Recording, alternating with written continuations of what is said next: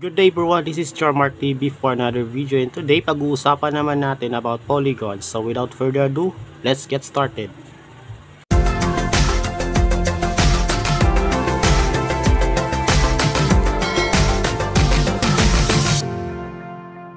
Alright, so una sa lahat is i-define muna natin kung anong ibig sabihin ng polygon. Polygon is a closed geometric shape that is made with straight lines.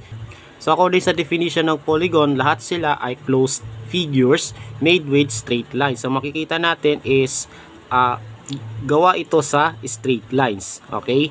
As well as this one, itong triangle na to.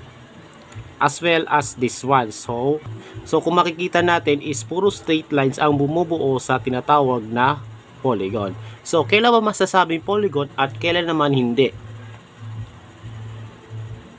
Ito, sila tinatawag na polygons kasi according sa definition, they are made of straight lines. So makikita natin, itong triangle na to is made of 3 straight lines like this one. Okay?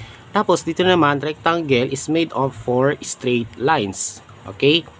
At ito naman is made of how many sides? 1, 2, 3, 4, 5, 6. So 6 sides or 6 straight lines. Okay? Which are all closed. So silang tatlo ay yung tinatawag na polygon. So ito naman yung hindi polygon. So ano bang dahilan kung bakit hindi sila polygon ng mga ito? Una, according sa definition ng polygon, it is a closed shape. So dapat closed itong figure na ito. Makikita natin na ito ay open, hindi nakasara, 'di ba? So hindi siya polygon. Okay? Another one is this one. So hindi rin siya polygon kasi according din sa definition, polygon must be made of straight lines. So makikita natin mayroong curved line na nandito. Okay? So this violates the definition of a polygon. Okay? For this one is not a polygon. Bakit?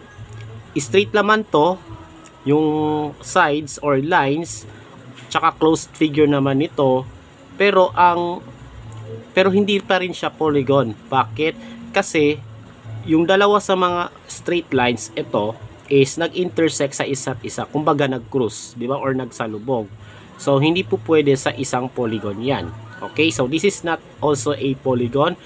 And then for this one is not definitely a polygon. Una sa lahat, isa siyang curved line. And pangalawa, isa siyang open shape. Okay? Makikita natin hindi siya closed, kaya siya ay open. So, hindi rin siya polygon. So, alam nyo na kung kailan natin masasabi na ang isang figure ay polygon. So, let us classify polygons. Alright, so magsisimula tayo sa regular polygon. So, regular polygon is a polygon whose sides are equal and all angles are equal. So sabi daw dito, pag sinabing regular polygon, ito yung isang polygon kung saan lahat ng sides ay equal at saka lahat ng angles ng polygon ay equal din. So una sa lahat, paano natin malalaman yung sides and angles ng polygon? So dito muna tayo mag-refer. Okay? So dito masasabing isa siyang regular polygon kasi yung sides ng polygon na ito, which is tinatawag na square, di ba? So the regular four-sided polygon is what we call a square. Okay? So lahat ng sides ng square ay equal in terms of length, di ba? Yung haba ng bawat side ng square. So we have 1, 2, 3, 4 equal sides. And then yung angles naman ng polygon ay nasa pagitan ng dalawang magkatabing sides ng polygon. So itong dalawang sides ay bumubuo sa angle ng polygon. More specifically, interior angle kasi nasa loob ito ng polygon. So ito po yung interior angle niya, which is a right angle. Kasi kahugis niya yung right angle, di ba? So ito another angle, tapos we have this one and we have this one. So there are 4 angles or 4 equal angles kasi lahat sila ay equal. So since lahat ng sides ng square ay equal, and lahat ng angles ay equal din, masasabi natin na isa siyang regular polygon. Okay? Another one is this one. So, 5-sided polygon is what we call a pentagon. Okay? So, we have 1, 2, 3, 4, 5 equal sides, and then yung angles ng polygon ay ito po, 1, 2, 3, 4, 5. Ayan yung nasa pagitan ng dalawang magkatabing sides ng pentagon. So, these are the 5 angles of a pentagon which are also equal. So, masasabi na ito ay isang regular polygon. Similarly, with this one, hexagon. So, patunayan natin na ito ay 6 sides. We have 1, 2, 3, 4, 5, 6. And then, yung angles naman ng hexagon ay ito po, 1, 2, 3, 4, 5, 6. So, lahat sila ay equal. Kaya, pasasabi natin na ito ay isang regular polygon. Okay? More particularly, this is a square or regular quadrilateral. Diba? Dito naman is a regular pentagon, and this one is regular hexagon. Ngayon, paano naman kapag yung sides at saka angles ng polygon ay hindi pare-parehas? Yung sides hindi equal, pati na rin yung angles hindi rin equal. So, of course, hindi siya regular. Kasi kapag regular, dapat pare-parehas yung sukat ng sides at saka angles. So, ang tawag sa kanila ay irregular polygon. Okay, so silang dalawa ay irregular polygon sapagkat meron itong iba't ibang sukat ng sides at ng angles. So for this one, this is an 8-sided polygon, 'di ba? So pasok pa rin siya sa pagiging polygon because they are made up all straight lines. And then this is also a closed figure. So pasok pa rin siya sa pagiging polygon. So itong polygon na to ay may 8 sides. So, bilangin natin. 1, 2, 3, 4, 5, 6, 7, 8. So, this polygon has 8 sides. Kaso nga, iba ang kanilang sukat. So, ibig sabihin, isa siyang regular polygon. Okay? And then, yung angles nito ay 1, 2, 3, 4, 5, 6, 7, 8. So, merong acute, merong obtuse, merong lampas sa straight line which is the reflex angle. Okay? So, iba't ibang kanilang sukat ng angle. So, it is clearly na, so malinaw na ito ay isang irregular polygon. Okay? Ayan po. And then for this one, so bilangin muna natin kung ilang sides to. So, we have 1, 2, 3, 4, 5, 6, 7, 8, 9, and 10. So, this polygon has 10 sides. And then, makikita natin na iba't ibang kanilang sukat. So, isa din itong irregular polygon.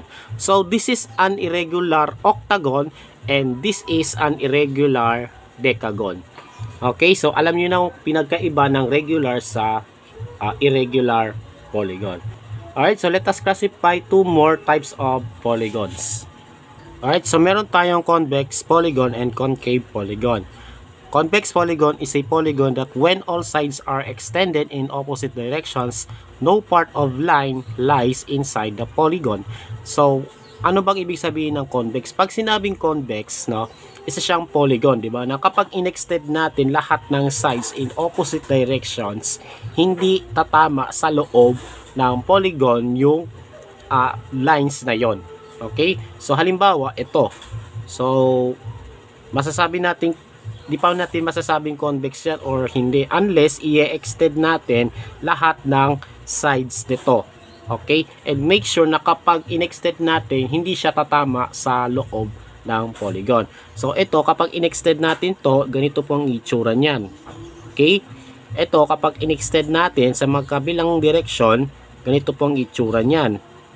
Diba? Ito, kapag in-extend natin, ganito pong itsura. And then this one, pag in-extend, ganito na siya. Okay? And as you can see, nung in-extend na natin, hindi nag-intersect sa loob ng polygon. So masasabi na ito ay isang convex polygon. Okay, so ito yung tinatawag na convex polygon. Okay, another one, this one. So this is a convex polygon also. Bakit?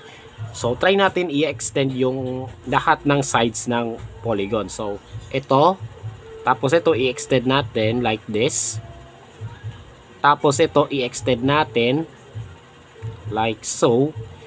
I-extend natin parang ganito. And then i-extend natin. Ayan. So, nung in-extend natin lahat ng sides ng polygon, so wala ni isa sa kanila ay tumama sa loob ng polygon. So, ito din ay convex. Paano naman kaya to? Is it a convex or concave? Pa-comment lang yung sagot niyo sa baba. Gusto malaman? Okay, sige. So, i-extend natin isa-isa yung sides ng polygon na ito. So, as you can see, pag in-extend natin to, 'di ba? There is part na tumama sa loob ng polygon. Ito, nung in-extend natin, 'di ba? So ibig sabihin hindi siya convex polygon, but rather ang tawag sa kanya ay concave polygon. Okay? Concave. So concave polygon is a polygon that is not convex. So dalawa lang 'yan eh. Pag hindi siya convex, concave siya. So, malalaman concave siya kapag in-extend natin tapos tumama sa loob kagaya nito. Okay? So, another one is dito naman nung pag in-extend natin to, 'di ba? So, tatama din sa loob. Okay? Sa loob ng polygon tumama. So, it is concave polygon. Okay? So, ang tawag dito sa polygon na to ay concave polygon. Okay? Alright, so bago tayo pumunta sa part na ito is kindly subscribe to my YouTube channel para sa iba pang mga videos na i-upload ko. Okay, so dito sa part na to is identify natin yung bawat polygon base sa figure na ito kung ito ay regular or irregular. So isusulat natin kung regular or irregular. Tapos dito naman sa baba, i-identify natin na yung polygon ba ay convex or concave. Okay, so let's do this. So for this one, so as you can see, pare-parehas yung kanilang sukat, lalo na yung angles ng polygon. So pare-parehas na yung sukat kung makikita natin. So masasabi na ito ay isang regular polygon. So sulat natin regular, no? Okay. Next naman po is kung convex ba ito or concave. So to do that, i-extend natin yung bawat sides ng polygon. Like this one. Okay?